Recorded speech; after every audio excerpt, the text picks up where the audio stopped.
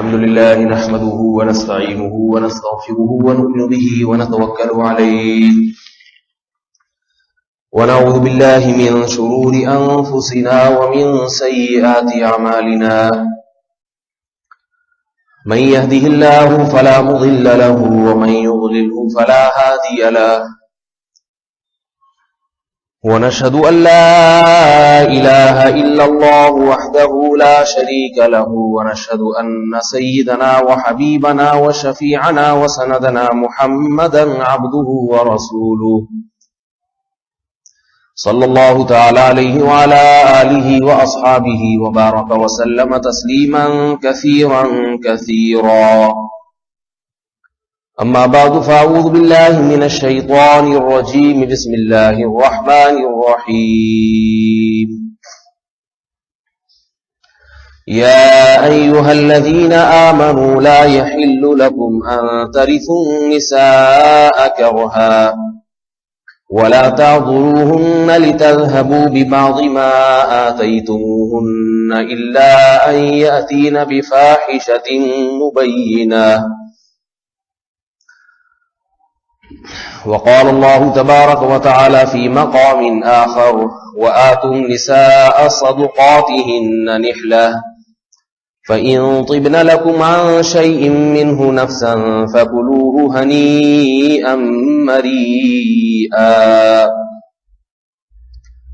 وقال النبي صلى الله عليه وسلم الكيس من دان نفسه وعمل لما بعد الموت. پچھلے درس میں وراثت سے متعلق جو ہمارے معاشرے میں کوتاہیاں ہیں وراثت کی تقسیم میں، اس سے متعلق کچھ بات شروع کی تھی. دعا ہے اللہ تعالی صحیح طرح سے بات کہنے کی، سننے کی، سمجھنے کی اور پھر عمل کی توفیق عطا فرمائے.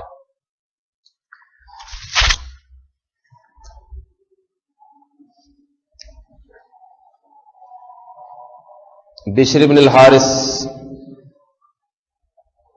اور ایک یہودی میں ایک مرتبہ اختلاف پیدا ہو گیا. بشر ابن الحارث تھے یا کوئی اور نام، بہرحال بشر تھا. والد کا نام حارث تھا یا کوئی اور اس وقت ذہن میں مستحضر نہیں.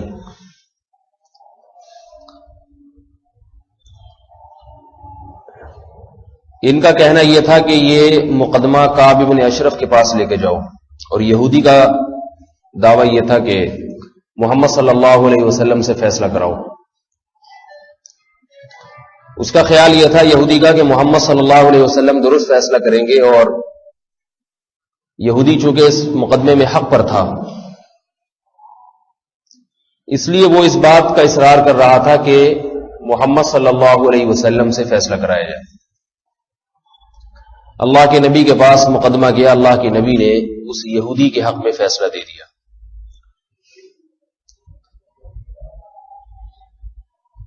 مسلمان جو بظاہر مسلمان تھا، حقیقت میں تو مسلمان نہیں ہوگا جو نبی کے فیصلے پر راضی نہ ہو، اس نے کہا کہ حضرت عمر سے فیصلہ کروایا جائے. اللہ کے نبی فیصلہ دے چکے تھے مگر یہ دوبارہ فیصلہ کس سے کروایا جائے؟ حضرت عمر سے. ان کا خیال یہ تھا کہ حضرت عمر رضی اللہ تعالیٰ عنہ دین کے معاملے میں کافی مضبوط ہے اور مسلمان کے معاملے میں بہت غیرت مند ہے، لہذا کبھی ایسا نہیں ہو سکتا کہ مسلمان کو چھوڑ کے یہودی کے حق میں فیصلہ دے دے. حضرت عمر کے پاس مقدمہ لایا گیا تو حضرت عمر نے یہودی نے بتایا کہ پہلے یہ فیصلہ رسول اللہ صلی اللہ علیہ وسلم کی خدمت میں جا چکا ہے اور اللہ کے نبی نے میرے حق میں فیصلہ کیا تھا، مگر یہ نبی کے فیصلے پر مطمئن نہیں ہے تو یہ آپ سے فیصلہ کروانے کے لیے آتا ہے. حضرت عمر گئے، تلوار لے کر آئے اور اس کی گردن اڑا دی اور بتایا کہ جو محمد صلی اللہ علیہ وسلم کے فیصلے پر راضی نہیں ہے اس کا یہی انجام ہونا چاہیے. مطلب یہ کہ صاف لفظوں میں اللہ کے نبی نے کوئی فیصلہ کر دیا اور اس کو وہ فیصلہ قبول نہیں ہے، یہ آدمی پھر مسلمان نہیں ہے، مرتد ہے، کافر ہے، اسلام سے خارج ہے. اور مرتد کی سزا اسلام میں قتل ہی ہے اور کچھ نہیں. اس حدیث کی تشریح میں بعد میں کروں گا. پہلے ایک چیز کہ آپ بھی کہیں اٹھ کے کسی کی گردن اڑا دیں, صحیح ہے؟ آپ کے سامنے شریعت کا ایک فیصلہ تھا, آپ نے کسی کو بتایا, اس نے نہیں مانا, آپ کو اجازت نہیں ہے کہ آپ خود سے اس کی گردن اڑا دیں. دو وجہ سے.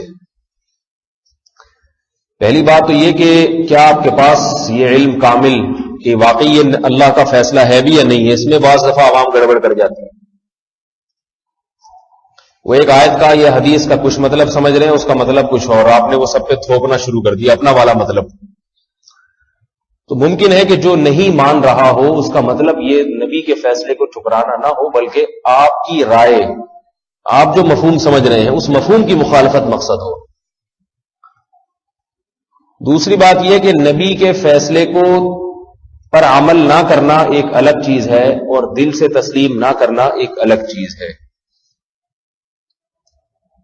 ایک آدمی یہ کہتا ہے کہ نبی نے معاذ اللہ جو فیصلہ کیا وہ غلط ہے, مجھے منظور نہیں ہے.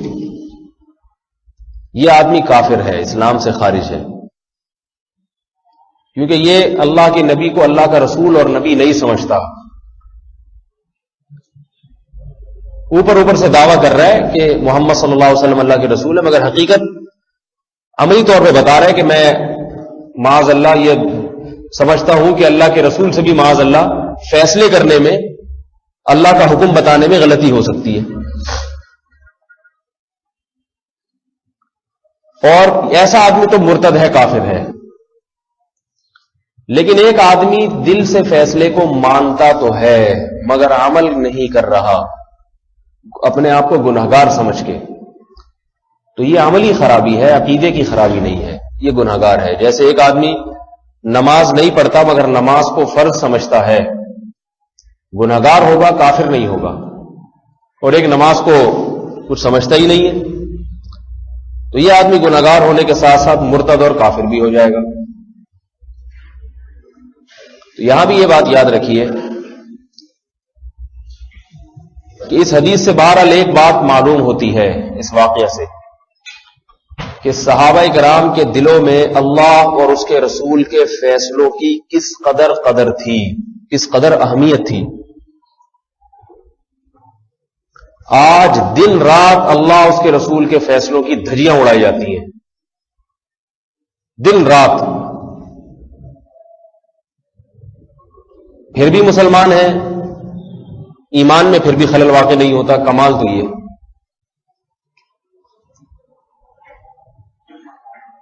وَمَن لَّمْ يَحْكُم بِمَا أَنزَلَ اللَّهُ فَأُولَٰئِكَ هُمُ الْكَافِرُونَ فَأُولَٰئِكَ هُمُ الْفَاسِقُونَ فَأُولَٰئِكَ هُمُ الظَّالِمُونَ. 3 القاب سے اللہ نے پکارا ہے ان لوگوں کو جو اللہ کے فیصلوں پر راضی نہیں ہوتے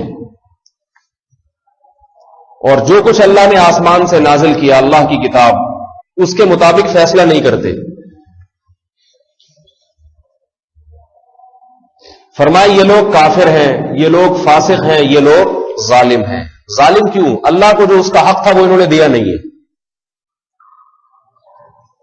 اللہ کا حق یہ ہے کہ اللہ اگر ہمارے جھگڑوں میں, ہماری باتوں میں کوئی فیصلہ کرتے ہیں تو اس کی بات کو حرف آخر سمجھا جائے. آج وہ فیصلے تو منظور ہیں شریعت کے, ہر ایک کو منظور ہے, جس میں اپنا حق ملتا ہوا نظر آئے, اپنا حق ملتا ہوا نظر آئے, اپنی خواہش پوری ہوتی ہوئی نظر آئے.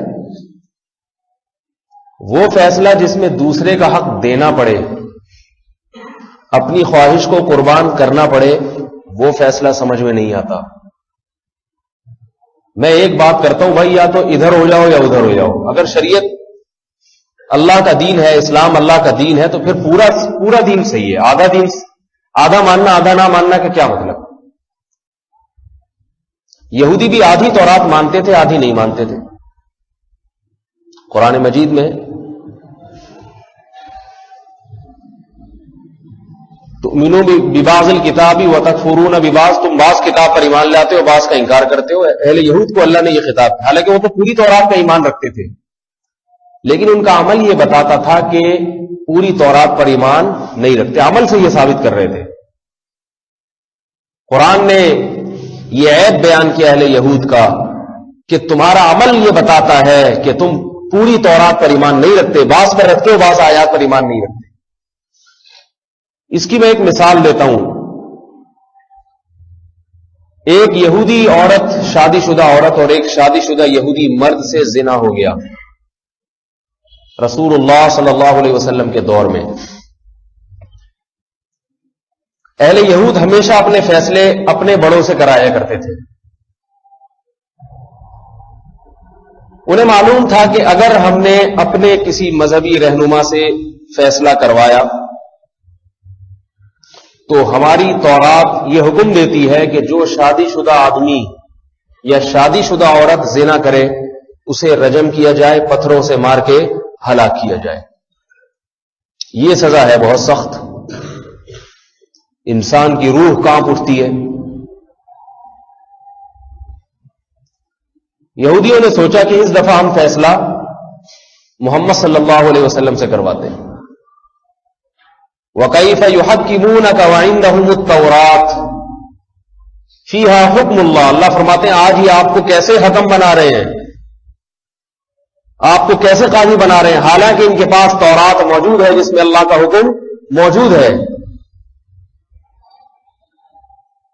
معلوم ہوا کہ بعض مرتبہ لوگ مولوی صاحب کے پاس آتے ہیں اور مولوی صاحب کے پاس آنے کا مقصد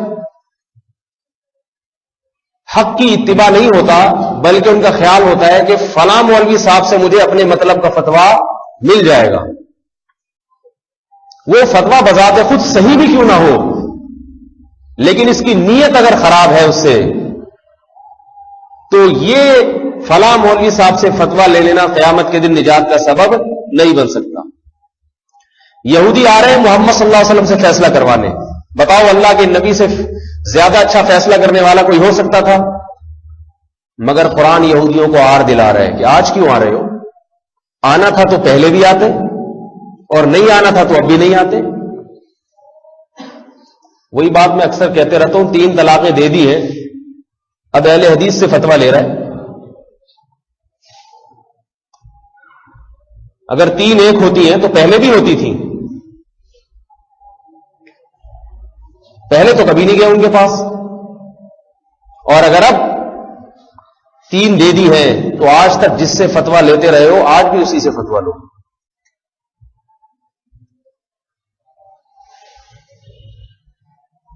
وَكَيْفَ يُحَكِّمُونَكَ وَعِندَهُمُ التَّوْرَاةُ. قرآن کہہ رہے آج ہی آپ کو کیسے حکم بناتے ہیں حالانکہ ان کے پاس تورات موجود ہے. فِيهَا حُكْمُ اللَّهِ، جس میں اللہ کا حکم بھی موجود ہے. بہرحال وہ اہل یہود محمد صلی اللہ علیہ وسلم کے پاس آئے. اللہ کے نبی نے فرمایا میں تمہارے دین کے مطابق تم میں فیصلہ کروں گا. اسلامی حکومت اور اسلامی سلطنت میں جو غیر مسلم ہیں ان کے فیصلے انہی کے مذہب کے مطابق ہوتے ہیں، انہی کے مذہب کے مطابق، کیونکہ انہوں نے اسلام کا التزام نہیں کیا. اسلام اپنے احکامات زبردستی غیر مسلموں پر نہیں ٹھوستا، زبردستی نہیں ٹھوستا. فمن شاء فلیؤمن ومن شاء فلیکفر. جس کا دل چاہے ایمان قبول کر کے اسلام میں داخل ہو، پھر ہم اس پہ سارے اسلامی احکامات لاگو کریں گے. نہیں قبول کرتا اسلام تو اپنے مذہب پہ چلتا رہے. آخرت میں اللہ تعالیٰ خود فیصلہ کریں گے. اس سے معلوم ہوتا ہے کہ یہ جو بار بار ایک تانا دیا جاتا ہے کہ اسلام تلوار کی طاقت سے لوگوں کو مسلمان بنائے گا، یہ 100% جھوٹ ہے اور 100% غلط ہے. ایک بھی اسلامی تاریخ میں ایسا فرد نہیں دکھا سکتے جس نے گن پوائنٹ پہ کسی کو مسلمان کیا ہو. اور گن پوائنٹ کا اسلام ویسے بھی قبول نہیں ہے. گن پوائنٹ کا ایک کفر قبول نہیں ہے تو اسلام کہاں سے قبول ہوگا؟ ایک آدمی کے ماتھے پہ پستول رکھ کے اس سے کفر نکلوا لے زبان سے تو علماء کہتا ہے ایسا آدمی کافر نہیں ہوگا، بیچارے نے جان بچانے کے لیے کہا ہے، تو اس کا کفر قبول نہیں ہے تو اسلام بیچارے کا گن پوائنٹ پہ کہاں سے قبول ہوگا؟ تو جان بچانے کے لیے کر رہا ہے. قبول سے میری مراد ہے عند اللہ، اللہ کے ہاں. ہاں اگر اس کی دل سے نیت واقعی اسلام قبول کرنے کی بن گئی تھی، دل سے اس نے تسلیم کر لیا تھا، پھر اللہ بھی قبول کرے گا. ہمیں حکم یہ ہے کہ ہم اس کے ظاہری الفاظ کو دیکھیں، ہمیں تو نہیں پتا دل سے کر رہا ہے، ہم تو ظاہر کو دیکھیں گے۔ بہرحال تو اللہ کے نبی صلی اللہ علیہ وسلم نے فرمایا کہ تورات لے کر آؤ، تورات لائی گئی۔ آپ نے فرمایا یہ آیات جو بھی رجم کی آیات ہیں، زانی اور زنا کرنے والے مرد اور عورت کی جو سزا ہے اس کی تلاوت کرو ان آیات کی۔ ہمارے نبی صلی اللہ علیہ وسلم امی تھے، لکھنا پڑھنا نہیں جانتے تھے، یہی آپ کا معجزہ ہے۔ جو نہیں جانتا اس نے ساری دنیا کو جنوایا ہے، علوم دیے۔ آپ صلی اللہ علیہ وسلم کو اس لیے امی بنایا گیا تاکہ لوگ یہ نہ کہیں کہ یہ سارا دین ان کی اپنے ذہن کی اختراع ہے، بڑے ذہین تھے، لکھنا پڑھنا جانتے تھے، کالم نگار تھے، فلاسفر تھے، تو انہوں نے ایک نظریہ حیات پیش کر دیا۔ اللہ نے آپ کی پیدائش سے پہلے آپ کے والد کو دنیا سے اٹھا لیا تاکہ بچپن میں باپ کی تربیت سے محروم ہو جائیں، اور کوئی مدرسہ، کوئی اسکول، کوئی استاذ ایسا نہیں ہے جس نے محمد صلی اللہ علیہ وسلم کو ساری زندگی میں ایک حرف پڑھایا ہو، ایک حرف نہ آپ نے سیکھا۔ اگر ایک حرف بھی پڑھا دیا جاتا، دنیا کہتی ہے اس کو پڑھایا گیا ہے کہیں سے، لہذا اس نے دنیا کو اپنی تعلیم کی بنیاد پہ تعلیم سے آراستہ کیا۔ اللہ نے محمد صلی اللہ علیہ وسلم کو ساری زندگی امی رکھ کر یہ بتایا کہ یہ جو کچھ اس کی زبان سے نکلے گے علوم اور معارف، وہ زبان اس کی ہوگی، مگر القاء کس کی طرف سے ہوگا؟ اللہ کی طرف سے ہوگا۔ آپ صلی اللہ علیہ وسلم کا پڑھا لکھا نہ ہونا یہ آپ کے کمال کی دلیل ہے، آپ کے نقص اور عیب کی دلیل نہیں ہے، اور آپ کے علاوہ کسی اور آدمی کا پڑھا لکھا نہ ہونا یہ اس کے عیب دار ہونے کی دلیل ہے کہ نہ اللہ کے طرف سے علوم مل رہے ہیں، نہ خود کچھ پڑھنا لکھنا آتا ہے۔ بعض لوگ اس پہ فرق کرتے ہیں، پڑھنا لکھنا کیوں نہیں ہے؟ ہمارے نبی کو بھی امی تھے، تو اللہ کے بندے ہمارے نبی کو تو پھر اللہ نے علوم دیے، تمہیں تو نہ اللہ دے رہا ہے نہ خود کچھ سیکھ رہے ہو، تو جاہل بنو گے، یا تو پھر اسی طرح اللہ سے علوم حاصل کرو، وہ تو ہو نہیں سکتا۔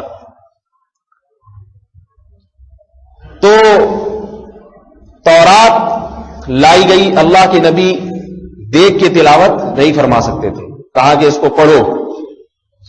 اس یہودی نے ایک بدماشی کی کہ جو رجم والی آیات تھی جن میں حکم تھا کہ پتھر مار کے ہلاک کر دو، ان پہ ہاتھ رکھ لیا اور تلاوت کرنا شروع کی۔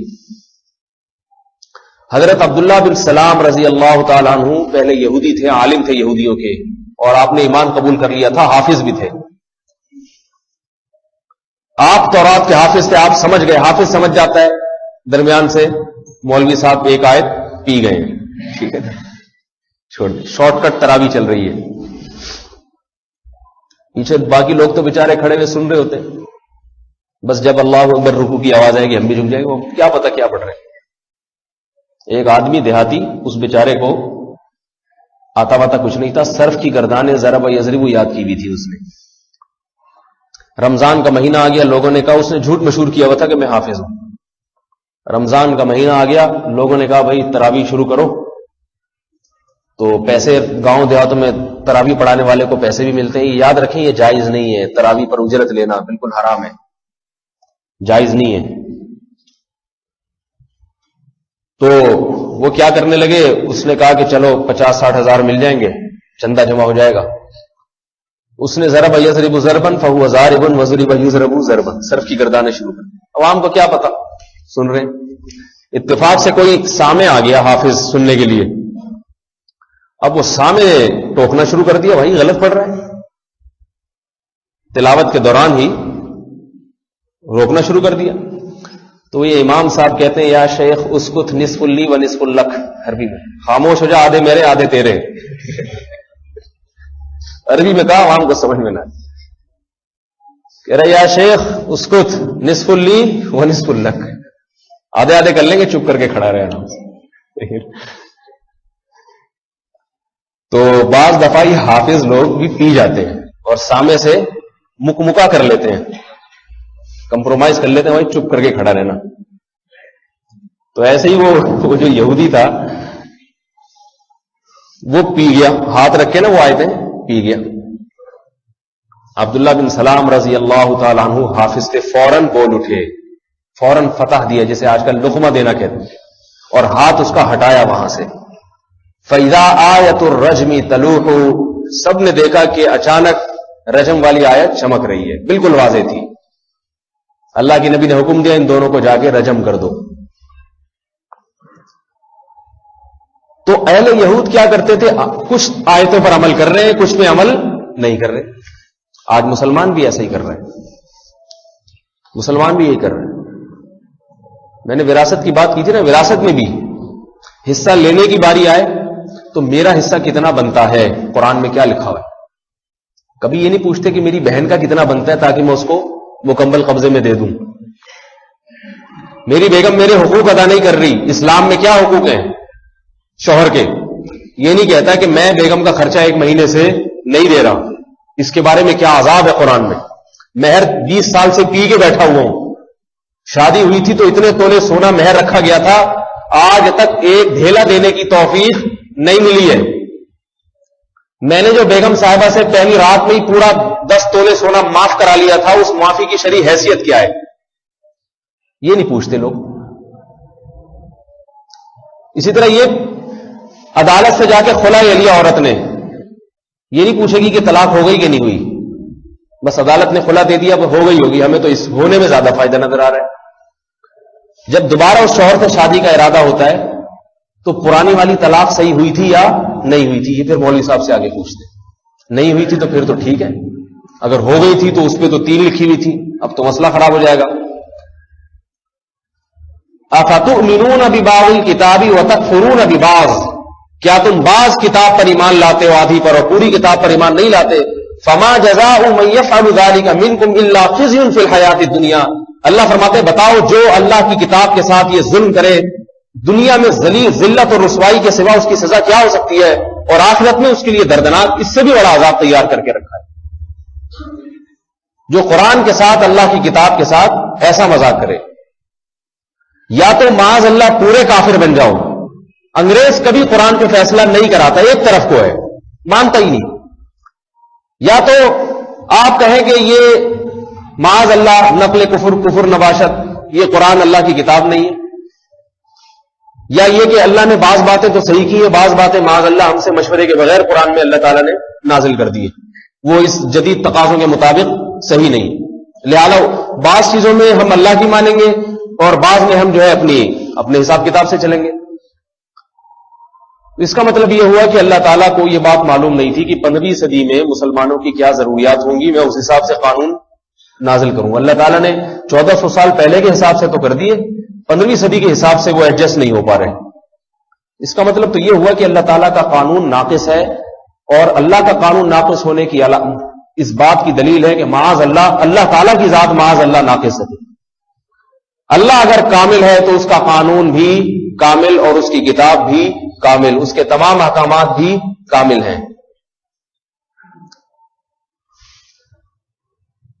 آدھی بات لیتے آدھی نہیں لیتے. بہت ساری مثالیں ہیں اس کی، بہت ساری. اہل یہود میں تو یہ تھا ہی. قرآن مجید میں اللہ رب العزت نے حکم دیا فَإِن تَنَازَعْتُمْ فِي شَيْءٍ فَرُدُّوهُ إِلَى اللَّهِ وَالرَّسُولِ. جب تمہارا آپس میں نزاع ہو کسی بات پر، جھگڑا ہو، تو اس کو اللہ اور اس کے رسول کی طرف لوٹاؤ. اللہ اس کے رسول کی طرف لوٹاؤ.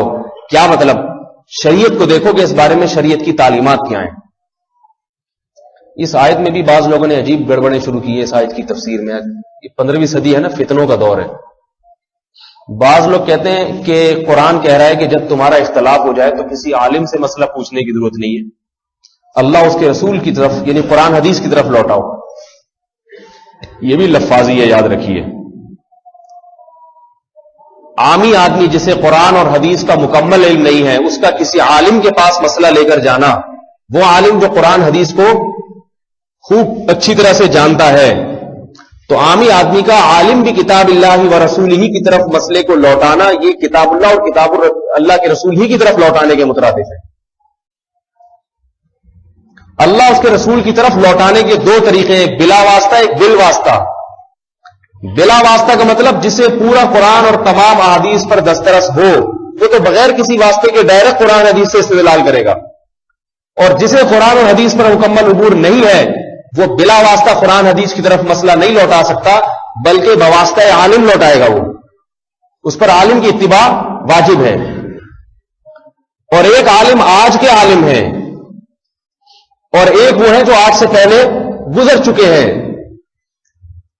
تو مجھے ایک بات بتاؤ، جو پہلے گزر چکے، جن کا علم یقیناً ہم سے زیادہ کامل، جو محمد صلی اللہ علیہ وسلم کے زمانے کے زیادہ قریب تھے، جنہوں نے تابعین تبع تابعین کا دور دیکھا، ان کی طرف لوٹانا، ان کی رائے پر عمل کرنا یہ زیادہ بہتر ہے، یہ میرے اور آپ کی رائے پر عمل کرنا زیادہ بہتر ہے.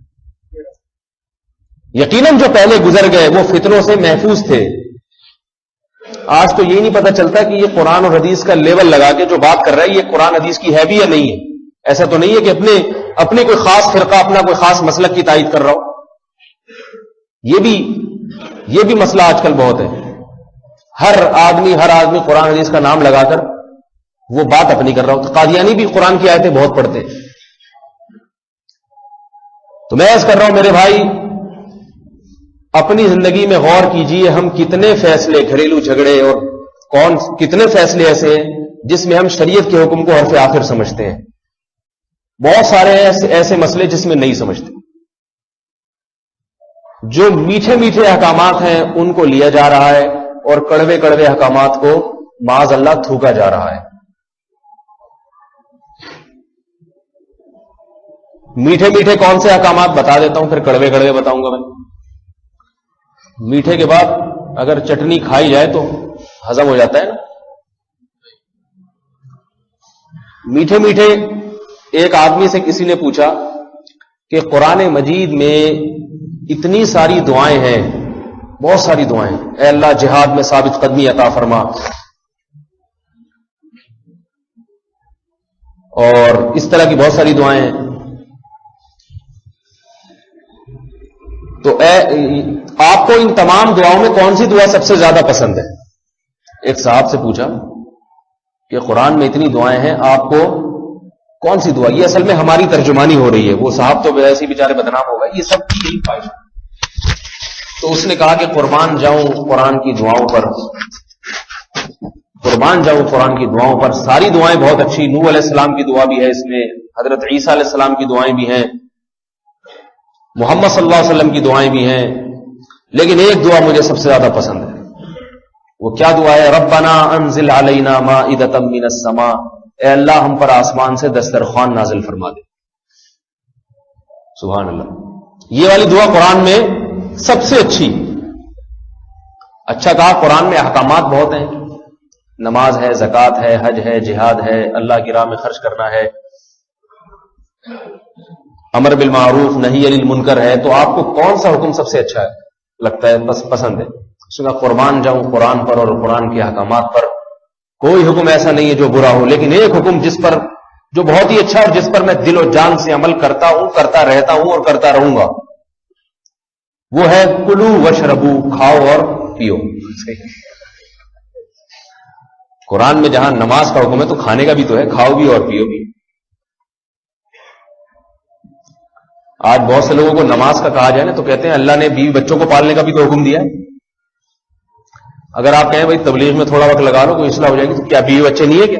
ان کو پالنے کا حکم نہیں ہے کیا؟ یہ تبلیغ نہیں ہے؟ تو ٹھیک ہے اللہ نے ان کو بھی پالنے کا حکم دیا، لیکن امر بالمعروف اور نہی عن المنکر کا بھی تو اللہ نے حکم دیا ہے. اگر یہی بیوی بچوں ہی کو پالنے کے لیے قرآن نازل ہوتا تو پھر یہودیوں اور عیسائیوں اور وہ بھی تو پالتے ہیں اپنے بیوی بچوں کو، جانور بھی پالتے ہیں بیوی بچوں کو. یقین نہ آئے کوئی بکری پال کے دیکھ لیں، ان کے یہاں بیویاں تو نہیں ہوتی لیکن بچوں کو تو بہرحال وہ پالتے ہیں نا، جانور بھی پالتا ہے. اور بعض جانور جوڑے بنا کے رہتے ہیں، وہاں میاں بیوی مل کے بچوں کو پالتے ہیں. کبوتر کو دیکھ لیں، کبوتر میں ہم میں فرق یہی ہوتا ہے کہ بیوی بچوں کو وہ بھی پالتا ہے، کبوتر جو نر ہے ہم بھی پالتے ہیں. وہ وقت نہیں لگاتا، ہم کو وقت لگانا پڑتا ہے اپنی اصلاح کے لیے. سمجھ رہے ہیں نا؟ کبھی جماعت والے کبوتروں کے پاس نہیں گئے کہ بھائی بیوی بچوں کو پال رہو، سہ روزے کی تھوڑی سی اصلاح کرنے کے لیے نکل جاؤ، وقت لگاؤ. یہ قرآن ہمارے لیے اس لیے نازل ہوا ہے کہ ہمارے لیے احکامات کچھ اور ہیں، جانوروں کے لیے احکامات بولیے بھائی کچھ اور ہیں. ہمیں سیکھنا پڑے گا، ہمیں اپنی اصلاح کرنی پڑے گی. ماحول کو تبدیل، جس ماحول میں انسان بگڑتا ہے اس ماحول میں انسان سدھرتا بہت ہی مشکل سے ہے، اس ماحول کو چھوڑنا پڑتا ہے پھر سدھرتا ہے انسان۔ ایک آدمی معاذ اللہ ہیروئنچی بن گیا، اللہ نہ کرے کوئی بن جائے، ہیروئنچیوں میں صبح شام اٹھتا بیٹھتا ہے، ہیروئنچی بن گیا۔ اب آپ مجھے بتاؤ، کوئی باپ اپنے ایسے بیٹے کو ہیروئن چھڑوانا چاہتا ہو، سب سے پہلے ہیروئنچیوں سے دوستی چھڑوائے گا وہ، یہ نہیں کہ اس کا علاج کرا کے ہیروئن چھڑوا دی پھر اس کو پائپ میں لے جا کے بٹھا دیا کسی، وہ جو ہوتے ہیں نا پرنالے جہاں ہیروئنچی بیٹھے ہوئے، پھر سوراب بورڈ سے دریافت ہو رہا ہے، تھوڑے دنوں میں کسی کھانچے میں پڑا ہوا آصف اسکوائر سے دریافت ہو رہا ہے، تو باپ کہے گا یہ اس کا مطلب ہے یہ سیٹنگ پہ نہیں آیا ابھی، اور اگر آ گیا تو تھوڑے دن میں دوبارہ خراب ہو جائے گا، اس کو وہاں سے ہٹانا پڑے گا۔ ہیروئنچی تو تھوڑے سے ہوتے ہیں، ان سے ہٹا کے آپ کہیں بھی لے آئیں، لیکن آج جن گناہوں میں ہم مبتلا ہیں وہ تھوڑے سے نہیں ہیں، ہر آدمی ہر گھر میں وہ گناہ ہو رہے ہیں، بے نمازی ہر گھر میں ہے، سود خور تقریباً جتنے تاجر ہیں، سب کی بات نہیں کر رہا، بہت سارے سود خور ہیں، بد نظری کرنے والے تقریباً سارے کے سارے ہی ہیں، ٹیلی ویژن پہ فلمیں ڈرامے دیکھنے والے سارے کے سارے ہیں۔ تو ہیروئنچی کو تو پائپ سے نکال کے آپ صوفے پہ لا کے بٹھا دیں، جس کو فلموں کا نشہ ہے، جس کو بد نظری کا نشہ ہے، اس کو کہاں سے اٹھا کے کدھر لے کے جائیں گے؟ جہاں جائے گا وہاں اس سے بڑے بدماش موجود ہوں گے۔ اس کے ماحول کی تبدیلی کے لیے کیا صورت ہے بتاؤ بھائی؟ اس کو تو ماحول نہیں تبدیل ہو سکتا، اس کے لیے پھر یہی ہے کہ تھوڑا سا نکلنا پڑے گا گھر سے اس میں۔ تو بیوی بچوں کو پالنا یقیناً ثواب ہے، قرآن کا حکم ہے، لیکن اور بھی بہت سارے قرآن مجید میں احکامات ہیں، اور بھی قوا انفسکم واہلیکم نارا، اے ایمان والو اپنے آپ کو اور اپنے گھر والوں کو جہنم کی آگ سے بچاؤ۔ آپ نے ٹیلی ویژن لا کے گھر میں رکھ دیا ہے تو بتاؤ میرے بھائی، جہنم کی آگ سے بچا رہے ہیں یا جہنم کی آگ میں جھونک رہے ہیں؟ ان کو جھونکنا ہو گیا، یہ تو جھونک رہے ہیں ان کو جہنم کی آگ۔ اور حیرت اس پر ہوتی ہے کہ لوگ شکایتیں کرتے ہیں اولاد بگڑ رہی ہے، تو آپ نے بگاڑنے کے لیے سارے انتظامات اپنے گھر میں رکھ لیے، پھر رو کیوں رہے ہو؟ رو کیوں رہے؟ ٹی وی میں کوئی ماں باپ کا احترام دکھاتے ہیں کیا؟ نہیں دکھاتے۔ آپ ممکن ہے کہیں کوئی ڈرامہ آیا ہوگا جس میں ماں باپ کا احترام دکھایا ہوگا، ڈراموں سے احترامات پیدا نہیں ہوتے۔ ٹیلی ویژن میں دکھایا جا رہا ہے بیٹی جا رہی ہے اپنے بوائے فرینڈ کے ساتھ، ابا حسرت سے دیکھ رہے ہیں، تسبیح ہاتھ میں لے کے جا رہی ہے۔ یہ ایسے ہی جیسے سیاسی لوگ عورتوں کے حقوق کے نام پہ نعرے بازی کرتے ہیں، لیکن وہ طرز زندگی ایسا دے رہے ہیں، طرز زندگی ایسا پیش کر رہے ہیں جس سے عورت کا حق ادا نہیں ہوگا، عورت کے حقوق کی مزید پامالی ہوگی۔ یہ سارے باہر سے آئے ہوئے جراثیم ہیں ہمارے یہاں، یہ عورت سے آئے ہوئے۔ انگریز نے عورت کو آزاد کرنے کی مہم چلائی، آزاد کرنے کی مہم چلائی، اور نعرہ یہ لگایا کہ عورت آزاد ہوگی تو اس کو اختیارات ملیں گے، وہ مرد کے شانہ بشانہ چلے گی، مرد کی آنکھوں میں آنکھیں ڈال کے بات کرنے کی اس میں طاقت اور قوت پیدا ہوگی۔ نتیجہ کیا نکلا؟ وہاں عورت جتنی مظلوم ہے دنیا میں کہیں بھی عورت اتنی مظلوم نہیں ہے۔ مسلمان ملکوں میں عورت مظلوم نہیں، ہمارے ہاں تیزاب پھینکنے کا پورے 18-20 کروڑ کی آبادی میں ایک واقعہ ہو جاتا ہے تو میڈیا چیخ چیخ کے پوری دنیا کو بتاتا ہے، وہاں یہ واقعات دن رات ان کے کلچر کا حصہ ہے، تیزاب پھینکنا۔ ہمارے ہاں اگر ایک واقعہ جبری زنا کا ہو جائے، میڈیا چیخ چیخ کے آسمان سر پہ اٹھا لیتا ہے، ان کی گلی سڑکوں میں یہ واقعات روز و شب ہوتے ہیں۔ کہاں عورت کو اختیارات مل رہے ہیں اور کہاں نہیں مل رہے؟ ہمارے ہاں اختیارات ہیں عورتوں کے پاس، وہاں نہیں۔ ہمارے ہاں کتنے اختیارات ہیں؟ اتنے اختیارات ہیں کہ شادی شدہ آدمی گھر سے باہر جائے تو ریموٹ کنٹرول سے ٹریس ہوتا ہے وہ پورا۔ موبائل جو ہے نا بیگموں کے ہاتھ میں، بیگم کے ہاتھ میں موبائل ہوتا ہے، وہ میسج کہاں بیٹھے ہوئے۔ جب سے بیگموں کے پاس موبائل آئے ہیں نا، آدمی کے پاس بھی ہے، تھوڑی دیر آدھا گھنٹہ کہیں دوستوں میں بیٹھ گئے، ایک دم وہ بھیجے گا ان باکس میں میسج کہاں ہے۔ تو یہ جو حقوق حاصل ہیں یہ کہاں؟ یہ ہمارے ملکوں میں عورت کو حاصل ہے۔ فوراً جواب لکھ کے بھیجے گا 10 منٹ میں آ رہا ہوں۔ پہنچ گیا ٹھیک ہے 10 منٹ، ورنہ پھر 10 منٹ سے اوپر ہو گئے ہیں۔ کیوں؟ پھنس گیا شادی کر کے۔ اسلام نے جو نظام دیا ہے یاد رکھیے اس میں مرد جو ہے نا مرد کو پھنسایا ہے، عورت کو آزاد کیا ہے. نعرے لگانے سے، لیبل آزادی کا استعمال کرنے سے کچھ نہیں ہوتا. آپ کے کاموں سے پتہ چلتا ہے کہ آپ عورت کو پابند کر رہے ہیں، آزاد کر رہے ہیں. میں ایک مثال دیتا ہوں. دیکھیے یورپ میں یہ تحریکیں چلی اور ہمارے ہاں بھی یہی بیڑا غرق کرنا چاہ رہے ہیں. عورت کو برقعے کی پابندی نہیں ہو. عورت گھر سے باہر نکلے تو یہ جو مولویوں نے اتنے برقعے پہنائے ہوئے ہیں نا عورتوں کو، دوپٹے برقعے، یہ پابندی نہیں ہونی چاہیے. عورت کو اپنے جسم کی نمائش کی اجازت ہونی چاہیے تاکہ عورت آزاد ہو. یاد رکھیں اسے عورت آزاد نہیں ہوتی، مرد آزاد ہو جاتا ہے. مرد آزاد ہو جائے گا اس سے، عورت آزاد نہیں ہو رہی. مرد یہ آزاد ہو جائے گا کہ اس کو اپنی خواہش پوری کرنے کے لیے ایک بیوی کا محتاج نہیں رہے گا. وہ کہے گا میں جب بھی گھر سے باہر نکلوں گا مجھے رنگ برنگی اتنی چیزیں نظر آئیں گی کہ میں جس سے چاہوں اپنی آنکھوں کی ٹھنڈک پوری کروں اور جس سے چاہوں اپنی شہوت کو، حرام شہوت کو میں پورا کروں. میں اس معاملے میں آزاد ہوں. آپ مجھے بتاؤ ہم لوگ پابند ہیں؟ یہاں مرد پابند ہے نا. اگر مرد یہاں آزاد ہوتے تو امریکہ جانے کی اتنی خواہش کی ہوتی مردوں میں؟ ان کو پتا وہاں جا کے آزادی ملے گی. یہاں بیویوں کے غلام بنے ہوئے ہیں، پابند ہیں یہاں پہ. یہاں نائٹ کلب جانے کی اتنے ذرائع نہیں ہیں. پیسہ خرچہ بھی یہاں پہ زیادہ ہوگا. پکڑے گئے تو اور بدنامی، بے عزتی، کیونکہ اتنی بے حیائی نہیں ہے یہاں پہ. یہاں مرد پابند ہے، تبھی تو بیچارے تھوڑے سے لوگ بچے جو شادی کے لیے رشتہ تلاش کرتے ہیں. وہاں کوئی رشتہ تلاش نہیں کرتا. وہ کہتے ہیں یہ ٹینشن والا کام ہم کیوں کریں. عورت جتنی بے پردہ ہوگی اس سے عورت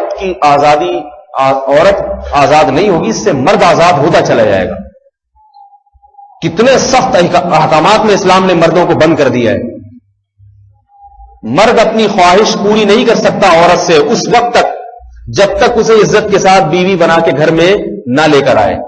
تو اس میں مرد پابند ہو رہا ہے یا عورت پابند ہو رہی ہے؟ مرد پابند ہو رہا ہے. اور پھر ساری زندگی اس کا خرچہ اٹھائے، ساری زندگی اس کی اولاد کا خرچہ اٹھائے. طلاق اگر بیوی کو دے دی تو بھی اولاد کا خرچہ ساری زندگی اسی کو اٹھانا پڑے گا. اور طلاق کے بعد جب تک اس کی عدت پوری نہیں ہو جاتی اس کا خرچہ اسی کو اٹھانا پڑے گا. یہاں بھی بڑی گڑبڑی ہوئی ہے. اہل یورپ نے دیکھا جب طلاق کا ریشو بڑھ رہا ہے تو یاد رکھیے اسلام نے طلاق کا اختیار صرف اور صرف کس کو دیا ہے؟ بولیے بھائی. مرد کو دیا ہے، عورت کو طلاق کا اختیار نہیں دیا ہے. کیوں؟ تاکہ فیملی سسٹم مضبوط ہو. اس کا مطلب جوڑنا ہے، توڑنا نہیں ہے. یورپ نے عورت کو آزادی دی اور عورت کو طلاق کا اختیار دے دیا. ہمارے ہاں بھی یہی ابھی محنت ہو رہی ہے، عورتوں کو بھی طلاق کا اختیار دیا اور تقریباً دے دیا عورت کو طلاق کا اختیار ہماری حکومتوں نے بھی. کسی خاتون کو اپنا شوہر پسند نہیں آیا عدالت میں چلی جائے. ہمارے ہاں جو قانون چل رہا ہے آج کل، عدالت میں جا کے ایک کیس دائر کرے کہ مجھے میرا میاں پسند نہیں ہے. پہلے یہ ہوتا تھا کہ ثابت کرے کہ یہ مارتا ہے، کوٹتا ہے، خرچے نہیں دیتا وغیرہ وغیرہ، پھر کیس چلتا تھا. پھر عدالت نکاح کو ختم کرتی تھی، فسخ کرتی تھی. اس میں بعض صورتیں ایسی ہیں جو شریعت نے بھی عدالت کو اختیار دیا ہے. لیکن آج کل جو عدالت کا سیٹ اپ چل رہا ہے اس سے خوب یاد رکھیں عورت کو طلاق واقع نہیں ہوتی، قطعاً نہیں ہوتی. اس کے لیے کہیں اور نکاح بالکل زنا ہے، حرام کاری ہے. خوب ذہن میں رکھیے. خواتین پہنچ جاتی ہیں عدالت میں، مجھے اس مرد سے خلا چاہیے. عدالت پہلے تو بلائے گی شوہر کو، نہیں آیا تو ویسی خلا کی ڈگری، آ گیا تو بھی خلا کی ڈگری. اگر وہ ثابت کر دے کہ میں ظالم نہیں ہوں، عورت بھی کیا لے، پھر بھی عدالت پوچھتی ہے عورت سے کہ آپ کو اس کے ساتھ رہنا ہے یا نہیں رہنا. عورت کہہ دے نہیں رہنا، یہ لو جی. تو اس کا مطلب یہ ہوا کہ عورت کو طلاق کا اختیار دے دیا گیا ہے. یہی مطلب ہوا نا. فرق اتنا ہے کہ مرد خود دے سکتا ہے، عورت عدالت کے ذریعے لے سکتی ہے. تو کوئی اتنا زیادہ فرق نہیں ہے اس میں. اس کا نقصان سب سے بڑا کیا ہوگا معاشرے میں آگے چل کے؟ وہی نقصان ہوگا جو یورپ میں ہو چکا ہے. یورپ نے کیا کیا؟ عورت کو بھی طلاق کا اختیار دیا. اب آپ مجھے بتائیں، ایک آدمی نے ٹھیک ٹھاک خرچہ کر کے بیگم کو گھر پہ لایا، اسے ہر وقت یہ ڈر ہے کسی بھی وقت یہ مجھے چھوڑ کے جا سکتی ہے. ہمارے معاشرے میں ابھی تک ایسا ہوتا ہے، مرد کو پتا ہے جب تک میں زبان سے طلاق نہیں نکالوں گا یا میں لکھ کے نہیں دوں گا یہ میری ہی ہے، کسی اور کی نہیں ہے. یہ جذبہ انسان کو مجبور کرتا ہے محبت کرنے پر. انسان کو اپنی چیز سے محبت ہوتی ہے اور مجھے ڈر ہے کہ میں نے اس پہ کبھی غلطی سے 2-3 لگا دیے.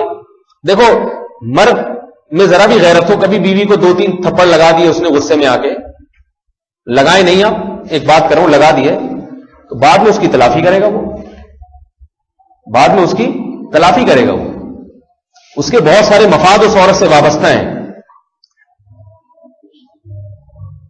لیکن آپ نے عورت کو طلاق کا اختیار دے دیا تو نتیجہ کیا نکلے گا؟ ایسا آدمی جس کو پتا ہے کہ یہ بھی مجھے طلاق دے سکتی ہے, وہ کبھی بھی اس سے محبت نہیں کرے گا, اس پہ خرچہ نہیں کرے گا. اس کے نام گھر, ہمارے ہاں لوگ بیویوں کے نام پورے بنگلے لکھوا دیتے ہیں. اس کو پتا ہے بھاگ تھوڑی رہی ہے کہیں, میری بیوی ہے, اگر بنگلہ اس کا ہو گیا تو کیا فرق ہے. طلاق کا اختیار دے دیا تو اب تو سوال ہی پر گن گن کے خرچ کرے گا, بھاگ نہ جائے. اولاد بھی پیدا نہیں کرے گا اس سے, کیا پتہ نہیں بچے ہوگا اور یہ بھاگ گئی تو یہ بچے میں کہاں اکیلا سنبھالوں گا ان کو. ابھی پتا ہوتا ہے کہ میری ہے, بھاگنے والی نہیں ہے. جب تک میں نہیں چھوڑوں گا اس سے اولاد بھی پیدا کرتا ہے, اور اس کو بعض تو پوری جائیدادیں بیگم کے نام لکھوا دیتے ہیں. اور پھر انہوں نے یہ کیا کہ طلاق کو مشکل بنانے کے لیے انگریز نے, کہ مرد, انہوں نے کہا یہ کیا اسلام میں آزادی کہ مرد نے زبان سے طلاق دی فوراً نکاح ختم. طلاق کو مشکل بنانے کے لیے انہوں نے مردوں کو سزا دی کہ آپ کو اپنی آدھی پراپرٹی اپنی بیوی کو دینی پڑے گی اگر آپ نے طلاق دے دی. خوب اچھی طرح سے سمجھیں یہ بات. لوگ بڑے خوش ہوئے کہ اب اس سے طلاقوں کا رجحان کیا ہو جائے گا؟ ختم, کوئی بھی طلاق نہیں ہوگی. طلاقوں کا رجحان تو اس سے ختم نہیں ہوا, شادی کا رجحان ختم ہو گیا. سرے سے شادی کرنا ہی لوگوں نے چھوڑ دی, کیونکہ ہر آدمی ڈر رہا ہے اگر میں لے کر آ گیا اور اتفاق سے نہیں بنی, یہ تو اللہ کے ہاتھ میں ہے نا, بعض دفعہ نہیں بنتی, چھوڑوں گا تو میری تو آدھی جائیداد گئی. کس خوشی میں ایک تو چھوڑنا چاہ رہا ہے, اس سے جان چھڑانا چاہیے, اوپر سے آدھی جائیداد بھی پکڑا ہے اس کو. ایک تو ویسی تنگ آیا ہے کہ میرے حقوق کا خیال نہیں کرتی, میں اس کو جس کو چھوڑنا چاہ رہا ہوں اس کو آدھی جائیدادیں تھوڑی دے گا. وہ آدھی تو اس کو دے گا جس کو نہ چھوڑنا, اس کو پوری جائیدادیں بھی دے سکتا ہے جس کو نہ چھوڑنا چاہتا. احمق لوگ ہیں اور احمقانہ قوانین ہیں, اور یہی احمقانہ قوانین ہم پر مسلط کر رہے ہیں. اور ہمارے حکمران, تھوڑا سا میں بےہودہ لفظ استعمال کروں گا لیکن ان کی شان یہی ہے, کتوں کی طرح ان کے سامنے دن ہلاتے چلے جا رہے ہیں. یہ دیکھ نہیں رہے کہ یہ مستقبل میں اس کا ہماری نسلوں پہ نتیجہ کیا نکلے گا. تو بہت سے انگریزوں نے تو شادی چھوڑ دی کہ یہ ٹینشن لینے کی ضرورت ہی نہیں, خام خامے کرو ہی نہیں. جب ویسے ہی بازار میں کھلا دودھ دستیاب ہے تو بھینس پالنے کی کیا ضرورت. جناب شیخ رشید صاحب, ان کا ملفوظ سنا رہا ہوں آپ کو. ہمارے حکمرانوں کے ملفوظات اسی قسم کے ہوتے ہیں. ان سے کسی نے پوچھا, آپ شادی, وزیر اطلاعات ہے نا, ان سے کسی نے پوچھا آپ شادی کیوں نہیں کرتے؟ انہوں نے کہا بازار میں کھلا دودھ دستیاب ہے تو بھینس پالنے کی کیا ضرورت ہے. ٹھیک ہے نا. تو یہی ہے, جب عورت بازار میں گھوم رہی ہوگی تو پھر بیٹیاں جن کی ہیں وہ تو رشتوں کے لیے پریشان ہوں. آج جس کی بیٹی ہے وہ اس کو کہتا ہے رشتے نہیں آ رہے. میں ان سے کہتا ہوں رشتے اس لیے نہیں آ رہے کہ لڑکوں کو گرل فرینڈز اور یہ ان چسکوں سے فرصت نہیں مل رہی ہے. آپ جن علاقوں میں پردے کا رواج ہے وہاں جائیں, لڑکا بالغ ہوتے ہی ابا سے کہتا ہے شادی کراؤ شادی. یہاں نہیں کہتا, اس کو پتا ہے کہ خام خام میں پھنس جاؤں گا. ابھی ابا پوچھتے ہیں کہ کہاں جا رہا ہے, ورنہ پھر اور پوچھنے والے ہو جائیں گے. اور ابا کو تو ٹوپی پہنانا آسان ہے, بیگم کو ٹوپی پہنانا آسان نہیں ہے. عورت سب چیزیں جانتی ہے کہ مرد کیسے کیسے بیویوں کو بیوقوف بناتے ہیں. لہذا وہ کہتے ہیں یہ عذاب سے بہتر ہے کہ میں کنوارے پن میں زندگی گزاروں, جیسے کہ گزار رہے ہیں ماشاءاللہ. آپ میں سے بھی اکثریت ایسے ہی ہوگی, صحیح ہے نا, کنوارے ہی ہوں گے. حالانکہ اللہ کے نبی نے فرمایا تم میں بدترین لوگ وہ ہیں جو کنوارے ہیں. حدیث کے الفاظ ہے بدترین ہیں, بالغ ہو گئے اور بیوی کے بغیر زندگی گزارتے ہیں, بدترین ہیں وہ لوگ. ایک صحابی کی موت کا وقت آیا, شادی شدہ تھے, بیوی کا یا تو انتقال ہو گیا تھا یا طلاق ہو گئی تھی, تو اب کچھ وقت انہوں نے نکاح کے بغیر گزارا.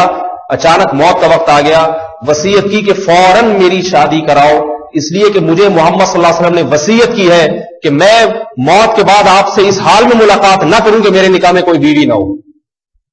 ایسی موت شریعت میں پسندیدہ نہیں ہے جو بیوی کے بغیر آپ مر جائیں. موت پسندیدہ نہیں ہے ایسی.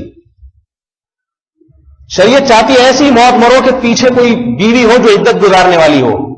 اور عورت کے لیے بھی جو ہے نا, شریعت نے کنوارے پن کو اور طلاق یا بیوگی کے بعد شوہر کے بغیر زندگی گزارنے کو عورت کے لیے بھی پسند نہیں کیا. اللہ نے ہمیں جوڑوں کی شکل میں پیدا کیا ہے. سمجھ میں آ رہی ہے نا بات. آدم علیہ الصلوۃ والسلام کے لیے اماں حوا کو بنایا گیا, اور جنت میں، حالانکہ جنت میں کس چیز کی کمی تھی؟ تو میرے بھائی ہمارے اور آپ کے لیے بھی اللہ نے جوڑے پیدا کیے ہیں، ان جوڑوں کے ساتھ رہ کے زندگی گزارو، یہ اللہ کا حکم ہے۔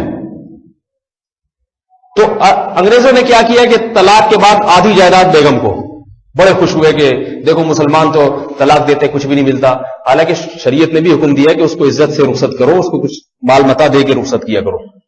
انگریزوں نے آدھی جائیداد رکھ دی، نتیجہ یہ نکلا ہے کہ پہلی بات تو شادیاں ہی چھوڑ دی کہ آدھی کون دے گا، اور جنہوں نے کی شادی وہ کہتے ہیں کہ اب وہ ان کو پتا ہے کہ طلاق کی ڈاکومنٹیشن کرو ہی نہیں، ویسے چھوڑ دو اس کو، عدالت میں کوئی ثبوت ہی نہیں ہے کہ میں نے اس کو طلاق دی ہے۔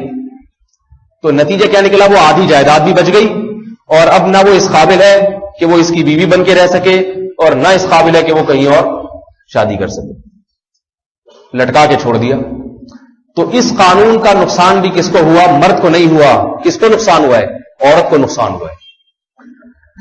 میں ایک بات کہہ رہا ہوں بھائی، یا تو پورے معاذ اللہ نقل کفر پورے کافر بن جاؤ، سارے قوانین ان کے لو، اور اگر مسلمان ہو، دیکھو جمعے کی نماز پڑھنے آئے ہیں، کیوں پڑھنے آئے ہیں؟ اس لیے کہ اسلام نے حکم دیا نا، اس کا مطلب ہے اسلام کو برحق مانتے ہیں تبھی تو جمعہ پڑھنے کے لیے آئے ہیں، ورنہ پیسے تو نہیں مل رہے کسی کو یہاں پہ کچھ، بلکہ تھوڑا سا ممکن ہے کوئی کاروبار کا نقصان کر کے آیا ہو، وقت نکال کے آیا ہے۔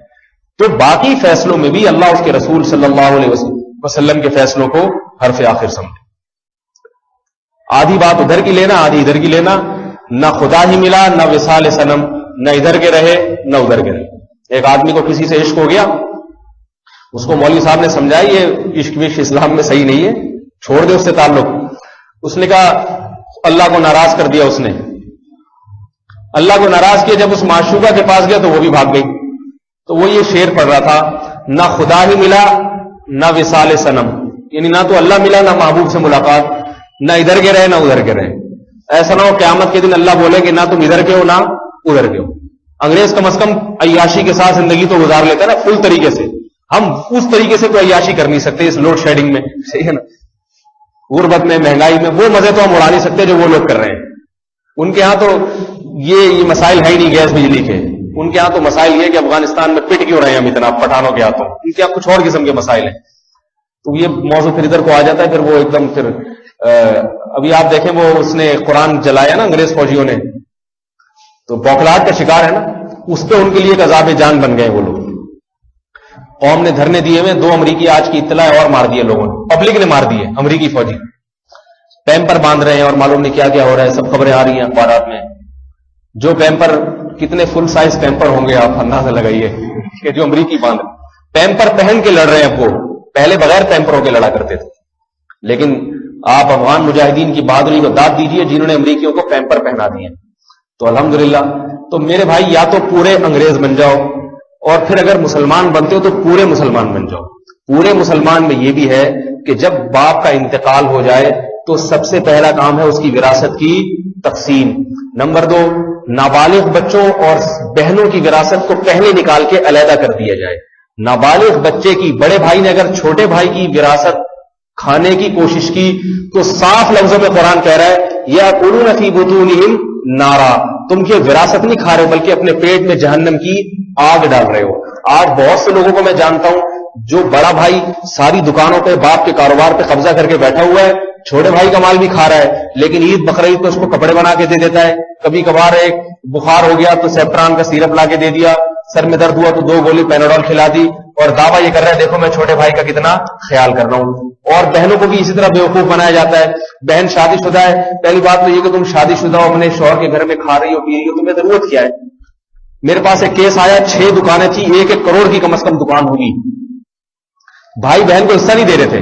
اس عورت کا فون آیا بہن کا کہ میرے بھائی مجھے حصہ نہیں دیتے، ہر سال عید بقرعید پہ میرے کپڑے، میرے بچوں کے کپڑے بھیج دیتے ہیں۔ سمجھئے یہ ٹوپیاں پہنانے کا جدید طریقہ ہے۔ اور جب کوئی بیماری ہو تو وہی سیٹران، پیناڈول، یہ چیزیں، اور ڈاکٹر کا علاج کا خرچہ، تاکہ بہن ہم سے مطالبہ نہ کرے۔ یاد رکھو 1 کروڑ کی دکان بہن کے حصے میں آ رہی ہو، کتنی سیٹران لا کے دے دو گے، 10 سال میں بھی 1 کروڑ کے برابر نہیں پہنچ سکتا۔ کیوں نہیں پکڑا دیتے اس کو، اس کی دکان، یہ بہن یہ تمہارے نام دکان ہے، اس کا سارا کرایہ آج سے تمہارے پاس آئے گا۔ تو یہ بھی قرآن کا میرے بھائی حکم ہے، لا یحل لکم ان ترثوا النساء کرہا، اے ایمان والو تمہارے لیے حلال نہیں ہے کہ عورت کے مال کے جبرن مالک بن جاؤ. سمجھ میں آ رہی ہے بات؟ جبرن مالک بن جاؤ، حلال نہیں ہے تمہارے لیے. تو یہ بھی تو قرآن کا حکم ہے، کیوں نہیں اس پر عمل کرتے؟ باپ مر جاتا ہے تو ہوتا کیا ہے ہمارے گھروں میں؟ اگر وراثت کی تقسیم کی بات آتی ہے نا تو بیوہ تانا دیتی ہیں. عورتیں جو میت کی بیوہ ہے نا وہ تانا دیتی ہے، ہائے ابھی کفن خشک نہیں ہوا، میلا نہیں ہوا، اور جو ہے نا وہ اپنے باپ کی جائیداد کے ٹکڑے کرنا شروع کر دیے ان لوگوں نے. عورتوں کے اس قسم کے تانے ہوتے ہیں. تو ایک دم لوگ جذباتی کہ یاد نہیں، ابھی کفن تو کم از کم میلا ہونے، ٹھیک ہے کفن میلا ہو جائے اس کے بعد پھر انشاءاللہ جائیدادیں تقسیم کریں گے. پھر اگر کفن میلا ہو گیا 5-6 دن گزر گئے اب تو ہو گیا ہوگا، تو ہائے ابھی یہ تو اپنے باپ کی میت قبر میں خراب نہیں ہوئی ہے، وہ ختم نہیں ہوئی، اور اتنی محنت سے جس باپ نے ساری زندگی یہ دکانیں بنائی توڑ توڑ کے کاٹ کاٹ کے ٹکڑے کرنا شروع کر دی. احمقانہ باتیں ہیں، ان سے متاثر ہونے کی ضرورت. باپ کا کفن میلا ہو یا نہ ہو، اس کی باڈی قبر میں سلامت رہے یا گل سڑ کے ختم ہو جائے، اللہ کا حکم ہے میت کی تجہیز و تکفین اور تدفین کے بعد سب سے پہلا جو کام ہوگا وہ دیگے، بریانی اور قورمے کی دیگے نہیں ہے کہیں بھی قرآن میں. سب سے پہلا کام یہ ہوگا اس کی جائیداد کو وارثوں میں برابر برابر تقسیم کر دیا جائے. اور یاد رکھو یہ اس کی جائیداد ہے ہی نہیں، اس کی نہیں ہے یہ جائیداد، اب میت کی نہیں ہے، یہ میت کے ورثہ کی ہے. اب یوں نہیں کہا جائے گا باپ کی جائیداد تقسیم ہو رہی ہے، کہا جائے گا ہم اپنا مال آپس میں ڈسٹریبیوٹ کر رہے ہیں.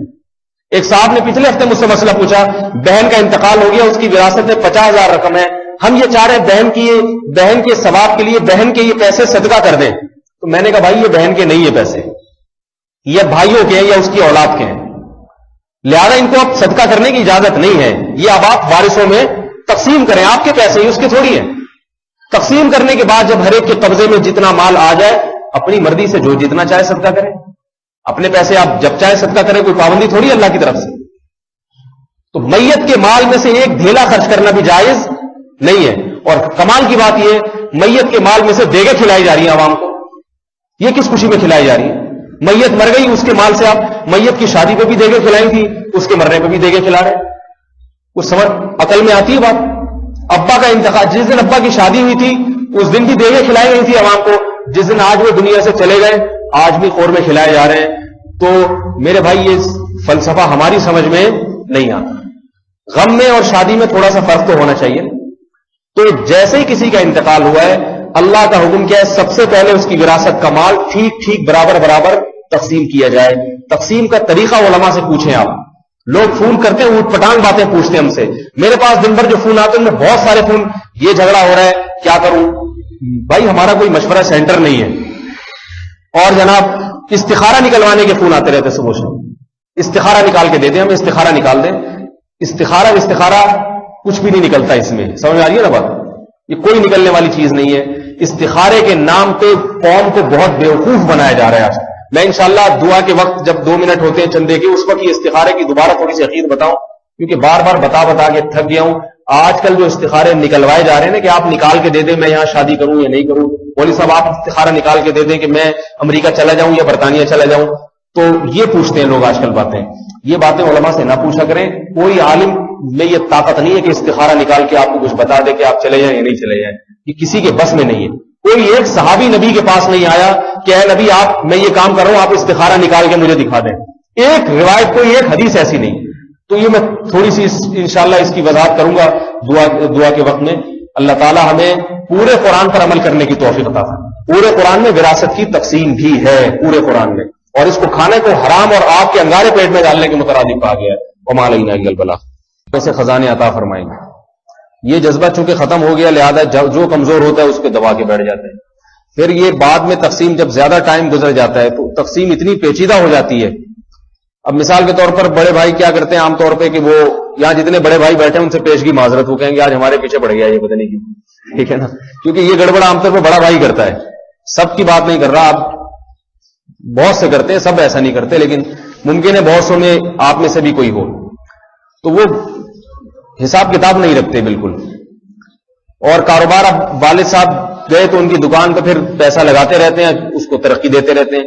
بعد میں یہ کہتے ہیں یہ ساری ترقی تو میں نے دی ہے دکان میں، لہذا یہ سارا میرا ہے، صرف دکان کی تقسیم کر لو. ایسا نہیں ہے. باپ کے کاروبار کو آپ نے جتنی بھی ترقی دی تو ساری ترقی میں وراثت میں ورثہ کا حصہ ہوگا. اگر آپ نے مفت میں ترقی دینے پر راضی نہیں ہے تو اسی وقت آپ سب کو جمع کر کے گواہ بنائیں کہ بھئی یا تو یہ دکان پہ میں تالا ڈال رہا ہوں, ورنہ یا تو میرا کمیشن رکھو اس میں تب ترقی دوں گا. یہ سارا مشترکہ کاروبار ہے, اس میں میری اتنی تنخواہ رکھی جائے گی. وہ سب پہلے سے کلیئر بات کریں, طے کریں. ایسے کیسز ہمارے پاس آتے ہیں, 10 سال ہو گئے وراثت تقسیم نہیں ہوئی ہے, بھائی نے اس کاروبار کو ایک کی 4 دکانیں بنا دی, اب وہ کہہ رہی ہے ایک کی جو 4 بنی نہیں 3 میری ہے. ایسا تھوڑی ہے, اسی کاروبار کو آپ نے بڑھایا ہے, اسی کاروبار کو بڑھایا تو آپ کی تھوڑی ہو گئی ہے. وہ کہتے ہیں پھر میں نے اتنے سال جو محنت کی ہے اس کا مجھے کیا صلہ. ہم کہیں گے اس کا صلہ بس یہ ثواب ملے گا آپ کو, بہت زیادہ آپ نے محنت کی ہے, ثواب ملے گا قیامت. پیسے نہیں ملیں گے اس محنت پہ, یاد رکھیں. پیسے چاہیے تھے تو جس دن محنت شروع کی تھی اس دن ایگریمنٹ کرنا چاہیے تھا, معاہدہ کرنا چاہیے تھا کہ اب جو میں صبح شام دکان پہ بیٹھ رہا ہوں تو اس کی مجھے یا تو تنخواہ دو یا کاروبار میں جو نفع ہوگا اس میں اتنے پرسنٹیج میری ہوگی, وہ صرف اس محنت کی ہوگی. اس پہ گواہ بناتے, اس پہ ڈاکومنٹیشن ہوتی, پھر آپ کو پیسے ملتے. یہی حال ہے. باپ کے مرنے کے بعد گھر میں کوئی کلر کروا دیتا ہے, کوئی ڈبل اسٹوری بنا دیتا ہے, کوئی جناب اس میں کوئی ریپیئر کروا دیا, کوئی کچن کو ذرا ریپیئر کروا دیا.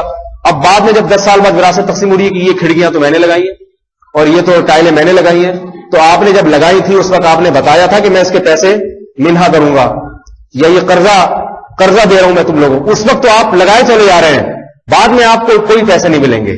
سمجھ میں آ رہی ہے نا بات؟ پھر مفتیوں کا دماغ خراب کرتے ہیں کہ میں نے اتنے لگا دیے, مجھے یہ کیوں نہیں مل رہے. کہاں سے ملیں گے بھائی آپ کو, کس خوشی میں ملیں گے آپ کو؟ بس یہ فی سبیل اللہ ہے سب کچھ. تو یا تو دل اتنا بڑا رکھیں کہ فی سبیل اللہ یہ سارے کام کریں, پھر بعد میں پیسے نہ مانگے. اور اگر پیسے مانگ رہے ہیں بعد میں تو اس وقت آپ ڈاکومنٹیشن کریں, اس کی لکھت پڑھت ہونی چاہیے کہ میں کتنا کہاں کچن میں خرچ کر رہا ہوں, یہ قرض دے رہا ہوں میں, اور سب ورثہ اس پہ راضی بھی ہیں. اس کے بعد وہ اجازت دیں گے آپ کو تو آپ نے یہ کام کرنا ہے, پھر آپ کو اس کے پیسے ملیں گے, ورنہ نہیں ملیں گے. یہ ساری گڑبڑیں ہوتی ہیں معاملات کو صاف نہ رکھنے کی وجہ سے.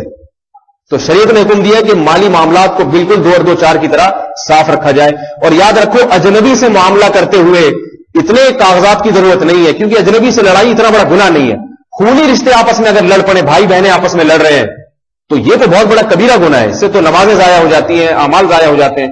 لہذا بھائی بہنوں کا آپس میں جب مالی معاملات ہو اس کو تو بہت ہی کلیئر کرنا چاہیے, بہت صاف ستھرے طریقے سے کرنا چاہیے اس کو, کہ تاکہ پتہ چلے کہ کس کا مال کس کا ہے اور کون اس کو استعمال کر رہا ہے, اور کس کو استعمال کے کمیشن ملے گا, کتنا کمیشن ملے گا, پیسے ملیں گے نہیں ملیں گے.